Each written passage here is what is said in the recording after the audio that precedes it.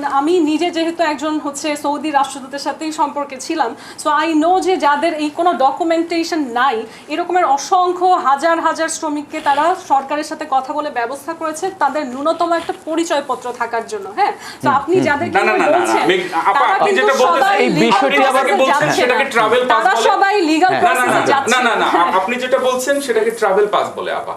If you don't have the passport, তারা সবাই নিয়মতান্ত্রিক ওয়েতে যাচ্ছে go abroad. প্রথমত কথা হচ্ছে এটা একেবারে ভিন্ন বিষয়। আমরা আরেকদিন হয়তো এই বিষয়ে আমরা বিশদ আলোচনা করতে পারবো। একটু শেষ করে জি, দিই প্লিজ। এবং ওইটাতেও আমাদের আসলে ইন্টারিম গভর্নমেন্টের কোনোভাবেই হচ্ছে বাহবা নেওয়ার কোনো সুযোগ আপু নাই। যেহেতু বলছে না ইন্টারিম গভর্নমেন্টের বাহবা কেন নেবেন, এই জায়গায় সব জায়গায় কি বাহবা নেওয়ার জায়গা নাই, এটা আপনার বুঝতে হবে। Without passport you cannot fly unless you শ্রমিক or civilian or normal guy. Without passport আপনি ইন্টারন্যাশনালি ট্রাভেল করতে পারবেন না।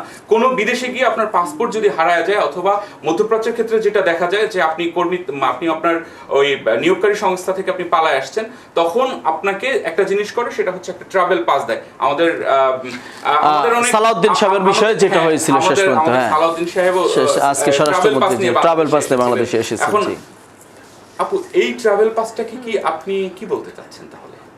আমি বলতে চাচ্ছি যে নিয়ম অনুযায়ী যেই ডকুমেন্টস আপনারা তুলছেন সেগুলো সবকিছু আসলে বাংলাদেশের সমস্ত জনগণ, স্পেশালি সংখ্যাগরিষ্ঠ যারা কাজ করতে যায় জেনে সবগুলো আসলে ওইভাবে কারেক্ট ইনফরমেশন প্রোভাইড করে যাচ্ছে না। এবং আমাদের সাথে সৌদি সম্পর্কের ক্ষেত্রে, শ্রমিকদের সম্পর্কের ক্ষেত্রে এটা একটা বড় জায়গা যেখানে সৌদি বারবার এমফাসাইজ করে যে আপনার দেশের লোকজন সঠিক তথ্যই দেয় না কাগজে। হ্যাঁ, সো এইটা সবকিছুই আপনি আসলে এখন নূর 2 মাত্র আসছে সংসদে, তার উপর চাপিয়ে দিবেন, এটা তো আসলে আপনার মাধ্যমে